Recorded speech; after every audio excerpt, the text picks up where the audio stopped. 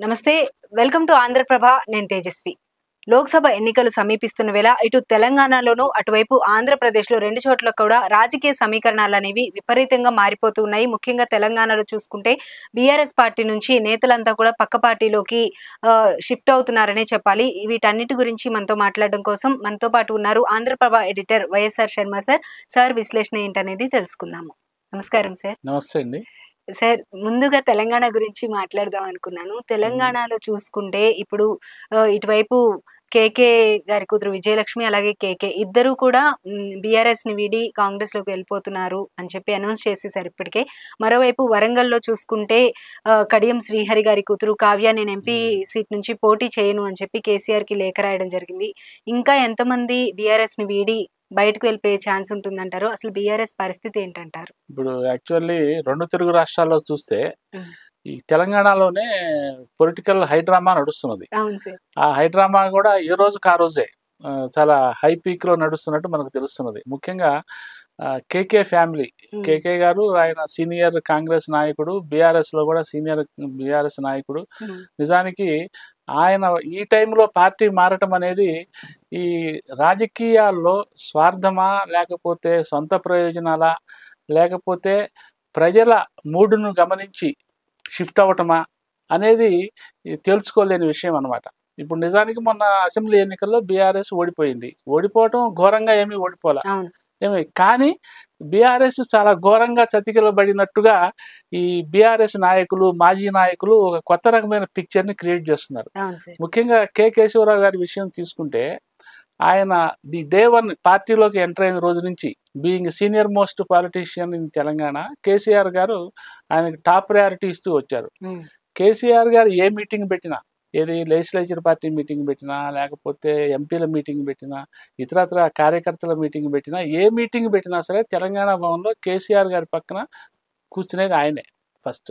అట్లాగే కేసీఆర్ గారి పక్కన ఏ పార్టీ ప్రోగ్రాంలకు వెళ్ళినా, ఏ ప్రోగ్రాంలకు వెళ్ళినా ఆయన వెంట ఆయన సలహాలు ఇవన్నీ చాలా సిన్సియర్గా ఆయన పాటించేవాడు. అంటే బీఆర్ఎస్ పార్టీలో అటు టీఆర్ఎస్లోను, తర్వాత లేటెస్ట్గా బీఆర్ఎస్ పార్టీలో కూడా ఆయనకి టాప్ మోస్ట్ ప్రయారిటీ.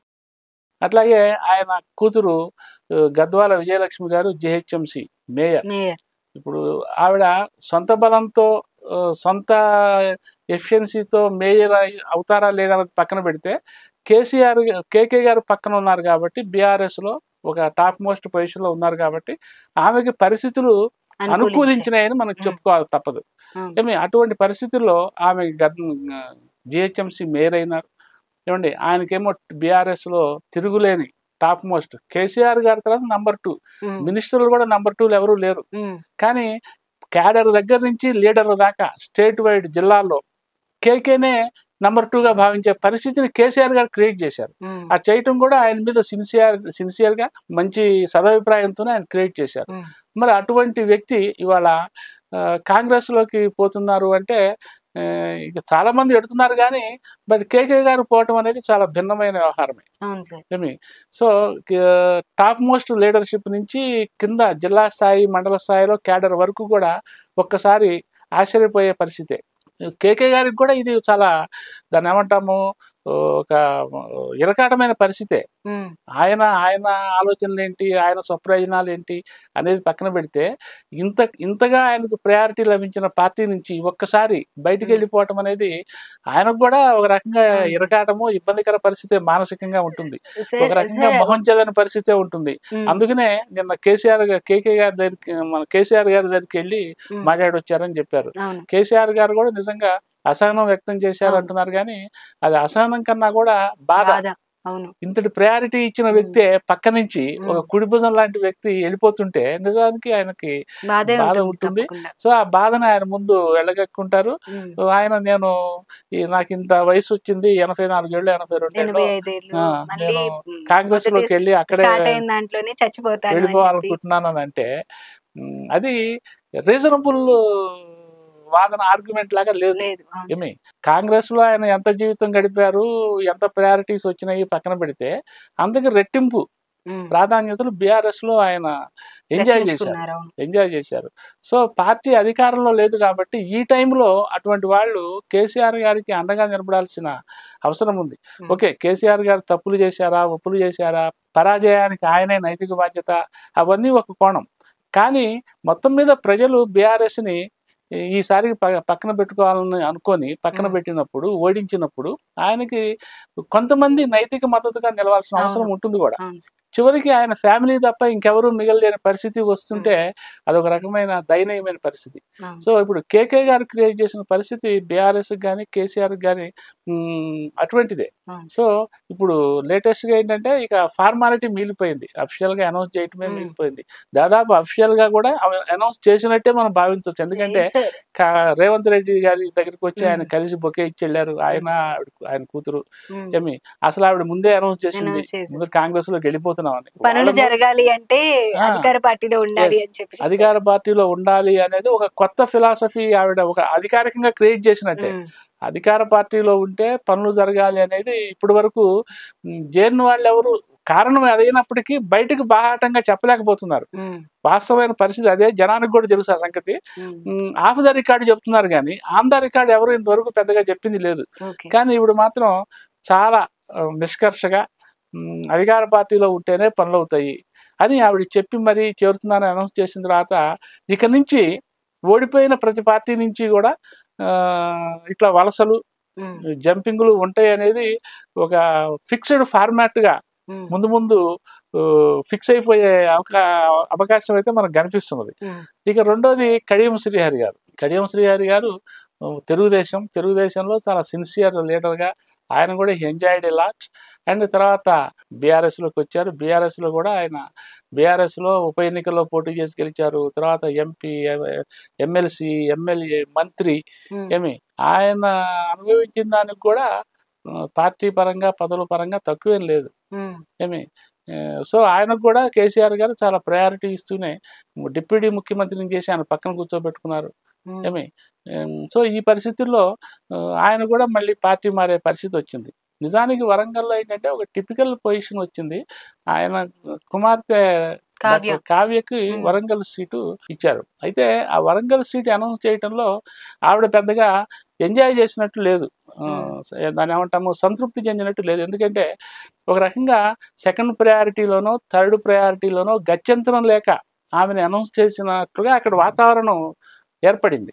ముఖ్యంగా ఆరూరి రమేష్ అని ఆయనకి వరంగల్ సీట్ ఇవ్వాలనుకున్నారు. తర్వాత ఆయన ఏమో బీజేపీలోకి వెళ్ళాలనుకుంటే ఎర్రబెల్లి దయాకర్ రావు గారు అడ్డం పడి అప్పుడు ఆరోపణలు కూడా వచ్చినాయి. ఆయన దాదాపు కిడ్నాప్ చేసినంత పనిచేసి ఆ కారులో నుంచి ఆయన లాగేసి ఈ కారులో ఎక్కిచ్చేసి నేరుగా హైదరాబాద్ తెచ్చి కేసీఆర్ గారి ముందు హాజరుపరిచారు. ఆ చిరిగిన చొక్కా, ఆ పెనుగులాటలో ఆయన చొక్కా కూడా చినిగిపోయింది.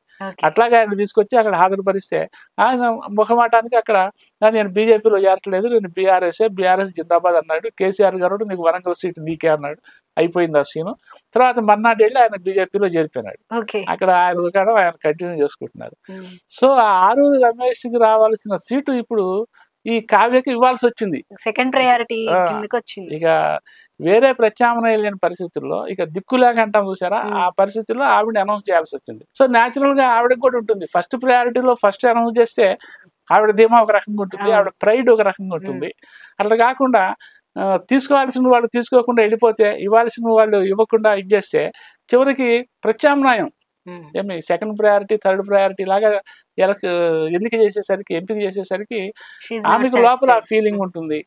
ఇక అంతకు ముందు నుంచే యాక్చువల్లీ కేకే గారు కడియం గారు కూడా they seem to be in second thought actually. అదే నిన్న కేకే విషయంలో కేసీఆర్ గారు కూడా నేను ఎప్పటి నుంచో మిమ్మల్ని గమనిస్తున్నాను, మీ ఇది ఏమీ అంత సవ్యంగా లేదు, బాగాలేదు మీ తీరు అని చెప్పి అన్నారు.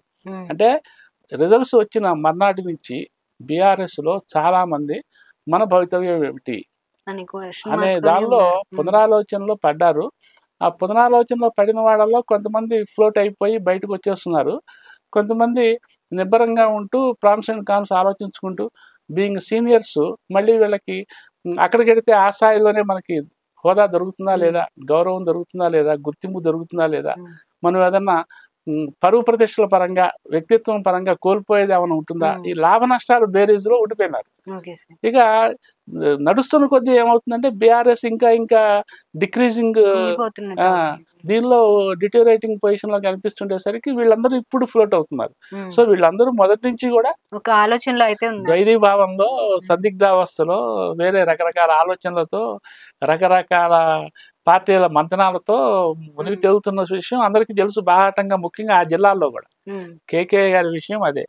ఈ కడియం శ్రీహరి గారు, కావ్య గారు కూడా ఎప్పటి నుంచో దాదాపు ఒక 1 నెల రోజుల నుంచి అక్కడక్కడ వినిపిస్తున్నది కూడా. Okay so sir. అది ఇప్పుడు వరంగల్ సీటుకి ఇక పోటీ చేసి నామినేషన్లు వేసే పరిస్థితి వస్తున్నప్పుడు ఏంటంటే వాళ్ళు అటా ఇటా తెలుసుకోవాల్సిన పరిస్థితి. ఉమ్. ఇక అందుకని ఈ రోజు వాళ్ళు బయటపడ్డారు. ఆ ప్రాసెస్ కూడా ఎండ్ అయిపోయింది. ఉమ్. అట్లాగే ఇది ఒక బీఆర్ఎస్ లేకపోతే ఒక కాంగ్రెస్ అని కాకుండా ఏ పార్టీలోనైనా ఇదే జరుగుతున్నది. తెలంగాణలో ముఖ్యంగా, ఏపీలో లేదు కానీ ఇంతటి వైరుధ్యం కనపట్లేదు. కానీ ముఖ్యంగా బాబు మోహన్, ఉమ్. ఆ బాబు మోహన్ గారు బీజేపీ ఉమ్. యాక్చువల్లీ.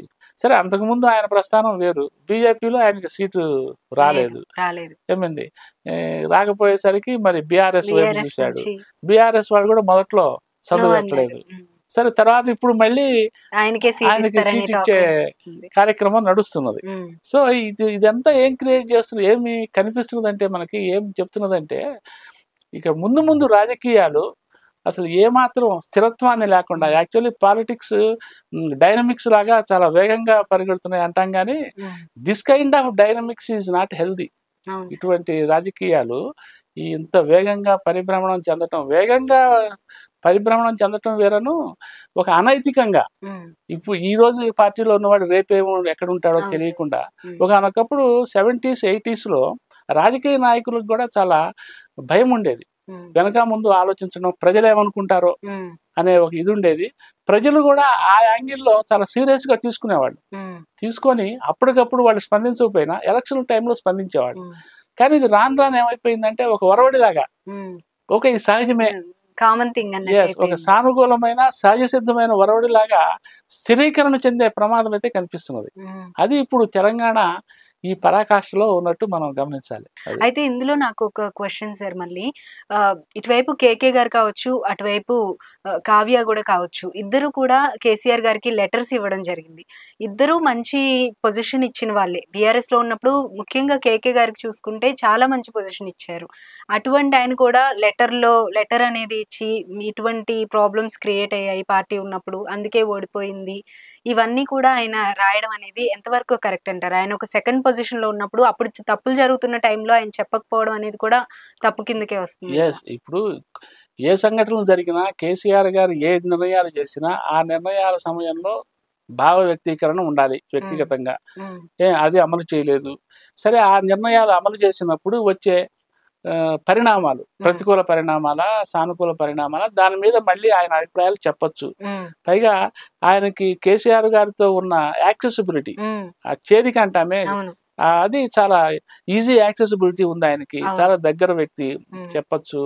సో అదేమి జరగలేదు అనటానికి ఇవన్నీ ఉదాహరణలు. సో అట్లా ఇప్పుడు ఇక చివరిలో ఆ నిర్ణయాలు, ఈ నిర్ణయాలు, ఇట్లా ఈ వ్యవహారాలు, దాన్ని ఏమంటాము, సవ్యంగా డీల్ చేయలేకపోవటము, తప్పుడు నిర్ణయాలు, దీనివల్ల పార్టీ దెబ్బతిన్నది అని చెప్పి అంతిమంగా ఈ లెటర్లో చెప్పడం అనేది ఆలస్యంగా మనం భావించాల్సి. 10 సంవత్సరాల కాలంలో దొరకని టైం ఇప్పుడు పార్టీలో నుండి బయటకు వెళ్లే టైంకి దొరికింది అన్నట్లు. దానితోడు ఇప్పుడు ఎలక్షన్లు అయిపోయిన తర్వాత, రిజల్ట్స్ వచ్చిన తర్వాత కూడా ఇప్పుడు కేటీఆర్ గారు అన్ని లోక్సభ సీట్ల రివ్యూలు చేస్తున్నారు. మొదట్లో కూడా చేశారు. అసెంబ్లీ ఎలక్షన్లు అయిపోయి ఫలితాలు వచ్చిన తర్వాత ఒక వారం రోజుల తర్వాత నుంచి మొదలు పెట్టారు. కేసీఆర్ గారు కూడా 1-2 సార్లు సమావేశమైన సందర్భాలు ఉన్నాయి. అప్పుడైనా చెప్పొచ్చు. ఇప్పుడు ఇంటర్నల్ గా ఫ్రీగా మాట్లాడుకోవటానికి ఏమి, ఎక్కడ తప్పులు జరిగినాయి, ఎక్కడ ఉప్పులు జరిగినాయి, అందులో being senior most leader in the party, is free to expose his views also. So అది లేకుండా ఇప్పుడు అవి వాస్తవం అయినప్పటికీ, ఏది కేకే గారు చెప్పే కారణాలు ఎంత వాస్తవాలైనా ఈ టైంలో ఆయన చెప్తే అవన్నీ కూడా తన స్వార్థం కోసం చెబుతున్నట్టుగా జనానికి మెసేజ్ పోతుంది తప్ప అవన్నీ జెన్యూన్ కాజుల్లాగా కనిపించవు. ఏమి అందులో ఇప్పుడు ఒక రకంగా బీఆర్ఎస్ చాలా క్రైసిస్ లో ఉన్నట్టు లెక్క. ఉమ్, ఓ అవును. పక్కనేమో ఫోన్ ట్యాపింగ్ అని ఉమ్, ఓ సీనియర్ పోలీస్ ఆఫీసర్లు అందరూ వన్ బై వన్ అరెస్ట్ అవుతున్నారు. ఉమ్. ఇంకో వైపు ఏమో liquor case. Senior political leaders um, one by one బయటికి బయటికి పోతున్నారు. వెళ్ళిపోతున్నారు. ఇటువంటి టైంలో ఇటువంటి లీడర్స్, సీనియర్ లీడర్లు, ఒక కడియం శ్రీహరి గారు కానివ్వండి, ఒక కేకే గారు కానివ్వండి, పార్టీ నుంచి వెళ్ళటం అనేది ఇది ఓకే. కేటీఆర్ గారు, కేసీఆర్ గారు ఆ, చెడు రక్తం బయటికి పోతున్నదిలే అని ఎంత పైకి గంభీరంగా కనిపించినప్పటికీ కూడా గ్రాస్ రూట్ లెవెల్కి మెసేజ్ వేరే పోతుంది. ఉమ్. ఇది ఎంత ఆ, బలహీనం అవుతున్నది పార్టీ అనేది చాలా ఆందోళనకరమైన విషయంగా చెప్పచ్చు.